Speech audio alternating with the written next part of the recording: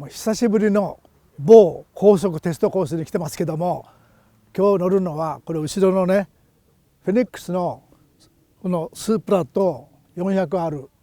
この2台ね俺今日乗るの初めてなんだよね。なんか前回はもうどっかでテストしてたらしいけども、今回は俺が乗るから、俺が乗る以上はベタ踏みしますよね。記録出るか出ないかはね、俺普通のテストは俺しないから、もう出るか出ないかしかないからね、もうベタっと踏みますから。出ますかね300キロ。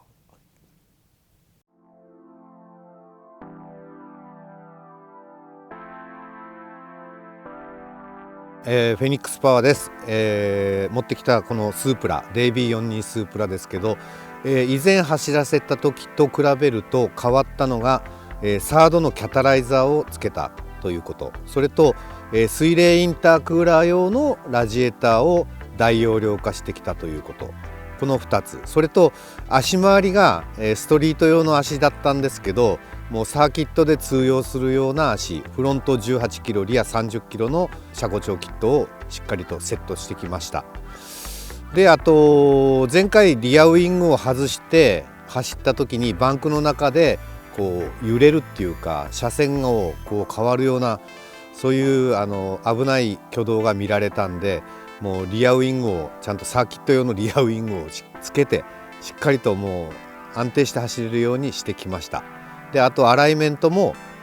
そのバンクの中で入って G がかかった時のことを想定したアライメントをしてきました。こういうこともしてはあるんですよ。ちょっとこの下にダウンフォースを稼ぐためのアルミの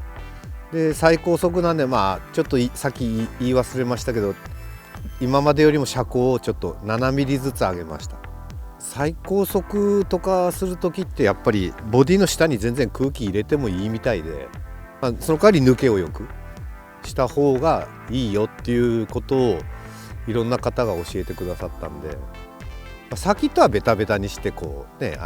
ギッタンバッコをなくそうとするかもしれないですけど、最高速はもうまっすぐなんで基本だからそういう考え方で、セットしてきました。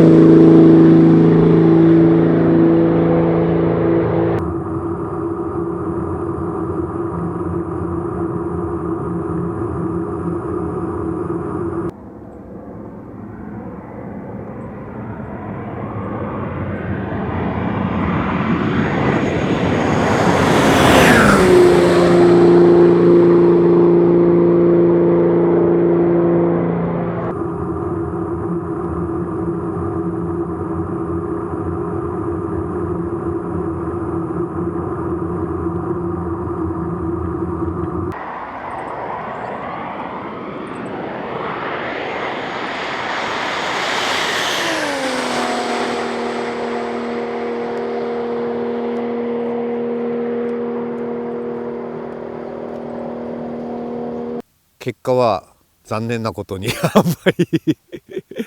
伸びなかったんですけど、後々第3とちょっと話させていただいた時に、これリアウイングお前いらないんじゃないかっていう具合に言われて、ちょっと僕らとすれば安全を考えて一応念には念を入れて、今度はリアウイングでしっかり抑えようとしてきたんですけど、ですからちょっと前回のデータとこう見比べると、バンクの中のスピードが全然上がってるんですよね。今回バンクの中の脱出スピードは確実に上がってるのに、ストレートは結局以前と変わらない。つまりやっぱり引きずられてるっていうか、ウイングで抵抗が起きたのかなと今になって思うと、そんな感じがします。根本的にじゃ馬不足っていうのもあるんですけどねブーストアップの520馬力ぐらいの車ですから、ここれも6速計測で520馬力、5速計測だと550ぐらいあります。ですからもしもう一度次があるとしたらもうちょっとちっちゃめのウイングで、足回りはもうこのまんまの足回りでちゃんとしっかり走れるっていう具合におっしゃってくれたんで、ウイング小さくしてもう一回よく検証して、300を狙っていきたいなっていう具合には思ってます。このねスープラね、俺話聞いてるとちょっと乗りにくいっていう話があったんだけども、今日で乗ってみたらバンクだって全然安定してるし、進入もあんまり動かないしビシッとしてた。だからこれなんか前なんか言ってたよねと不安なことをね、なんかやっぱ変えたセッティング。もうバンクの中入った途端こう車線がこう変わるような感じがあるもんで、変わるような感じはそれ変わってんじゃないの？変わってたんです、変わってた。でそれを抑えるために、できるだけコンピューターのことをいろいろちょこちょこやったのと、アライメントをだいぶ修正して、それいいよ。今日乗ってみたらもう全然俺ちょっと話聞いてたから意外と動かないからこれいいなと思って次から行ったんだけども、これ乗ってて気持ちいいほど気持ちいいんだよ。やっぱスープラやっぱスポーツカーだけあっての運転とかフィーリングとなんかがこうシャープだし気持ちいい。しかしねちょっとねいつもと違うのは、この場合はねバンクの出口あたりでねハンドルをこう切る量が多いっていうのかな、だからそれは他の車とちょっと違う感じ。アンダーが出るっていうよりも動きがやっぱちょっと大きいのかな、ちょっとこうなんかシビアに動くのかな、だからそれに合わせていかないといけない感じがするんだけども、しかし車そのもの足そのものは安定してるし、別に怖くも何もないんだけども、これね一応ねMT とね8と両方で走ってみたんだけども、やっぱ AT でこう走ると7速がもう目いっぱいかな、8速まで入んないんだよね。バンクの中に6、70、80っていくんだけども、7速でずっと引っ張っていくだけで8速に入んない、自動的にはね。だからそれで5900ぐらいから6000ぐらいしか回んない。今度マニュアルで乗ってみたら、マニュアル6000かとシフトで乗ってみて、マニュアルだったら7速6000まで回るんだよ。回るから8速にポーンと入れるとこれ4500ぐらいまで落っこって、それからもう伸びない。だからもうギア引きがちょっと7速と8速が離れすぎてるね。じゃあ今のまま狙っていくとなると8速じゃなくて7速のまま高回転をで引っ張っていく感じで、引っ張っていく感じになるともうちょっといける可能性があるけども。だって助手席に乗ってて7から8入れた時にってそれもう全然ねもう全然ダメやったんです。もうギアが離れすぎてる感じで。だからあのギアで引っ張るにはもうちょっと馬力がないとな、馬力がないと8速のギアで引っ張れないな。8速でギアで引っ張れたらそれはもう320、330出る可能性あるよね。今日乗ってもらって、1速2速3速4速5速6速ってこう上げていった時の感じのフィーリング的には問題。フィーリングはねやっぱりよく伸びていくんだけど、やっぱり上のギアに従ってやっぱり伸びが悪くなるね、やっぱりね。だから6速なんかやったらもうフィーンとこう回るけど、7速に行くと6速で回るのにちょっと遅くなるし、そこら辺でやっぱり基本的に馬が俺足んないんじゃないかなとは不足ですよねと思うんだよね。だから8速入れたらもう当然伸びないよね。ただ直噴のインジェクターなんですけど、こうエンドトゥースパークっていうパラメーターがあって、そこから逆算するともう全噴射なんですって。全噴射なの。もうこの全噴射。6速計測で520馬力で5速計測で550馬力はあるんですけど、インジェクターはもう足りないんじゃない？足りないんですよ。でっかいのをつかないと。しかしまたでっかいのつけたらまたいろんなことが大変になるんだよなこれ。合うインジェクターがあるかないか探さないといけないのと、あと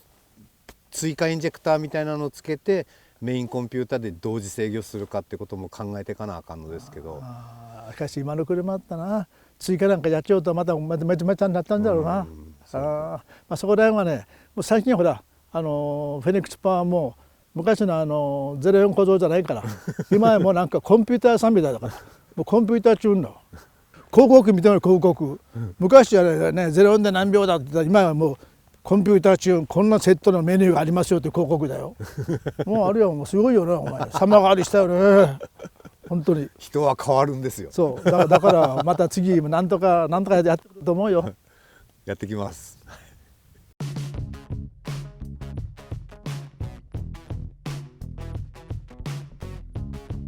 前回、走らせた、RV37 スカイライン、400R ですけど、今回との仕様の違いは、まずトラスト製のキャタライザーとトラスト製のマフラーに変えてきたということです。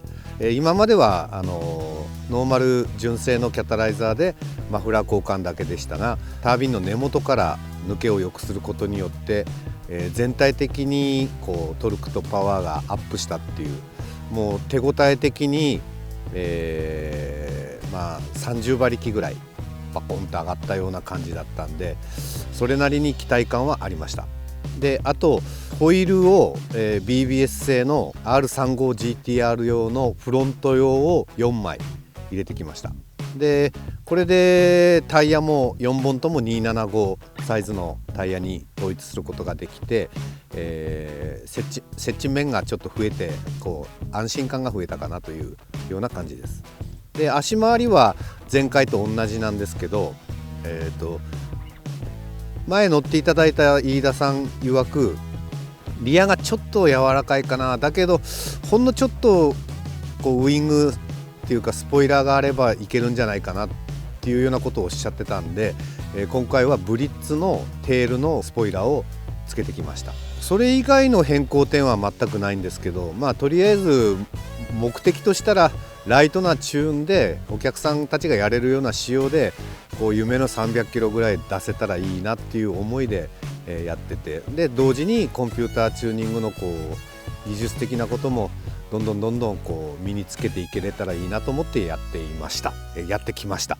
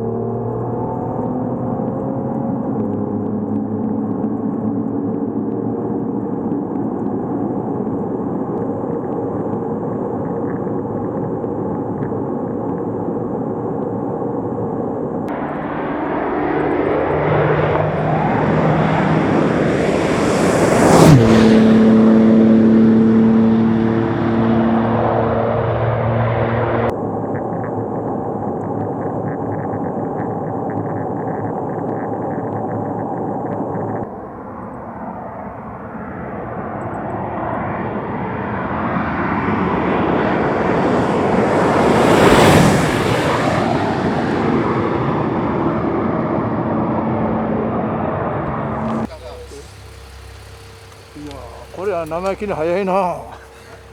ねえ、乗ったら本当セダンなのにさ、セダンって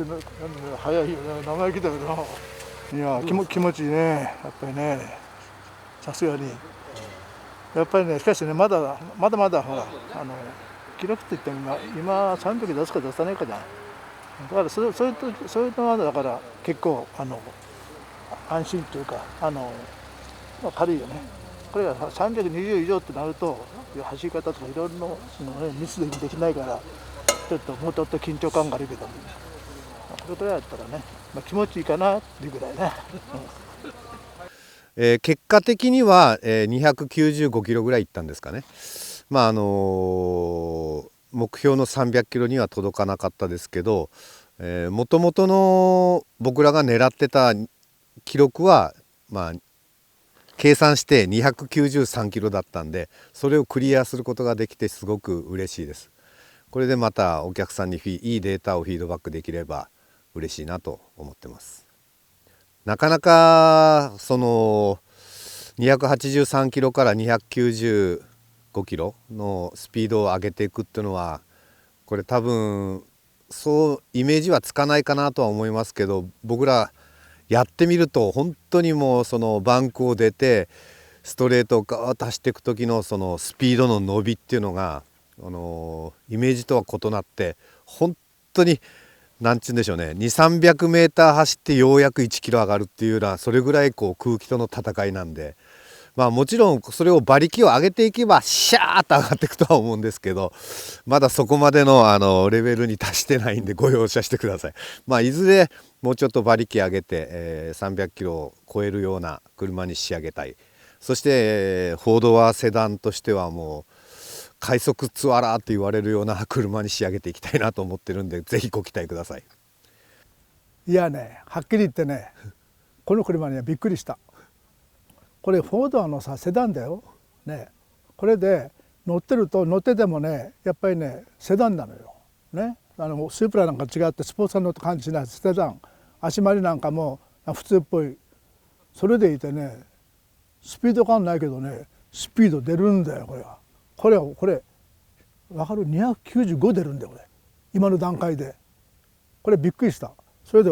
外観なんかもさ、あんなスープラみたいにウイングでもないし、ね、ほとんどおとなしいもんよ。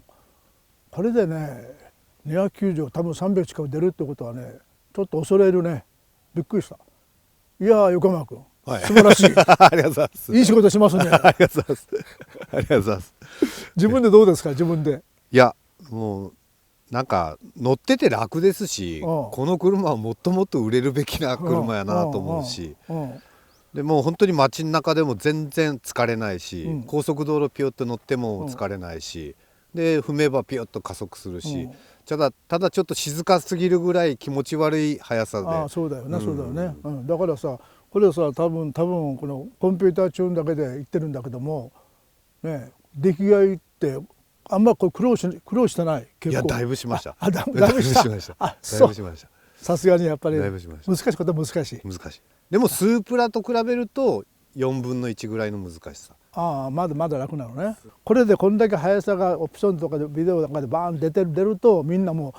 うって見直すかもわかんない。やっぱ普通のただのセダンだと思ってんじゃん。ね、スカイラインは G0 だけでみたいな感じになるけども、これがこんだけで速いとなると、しかも乗りやすいとなると、多分ねみんなの目がちょっと変わってくると思う。だからこれ結構この後400キロ買ってね、お客さん増えるかもわかんないですよね。お客さん増えるよこれ。やっぱりなかなかいいですよ。ただ俺がちょっと不安なのは、路面によって車がちょっと動くから、その落ち着きがちょっとないから、まあ若干足固めるとかぐらいするともうちょっと落ち着いて走れると思う。しかしストリートで走る分にはもうこれで十分だからね。そこら辺の感じだね。だから次走る時はもうちょっと固めてくれると動きがあんまり収まるかなって感じがするけども、次はもう300絶対出ますよ。ほ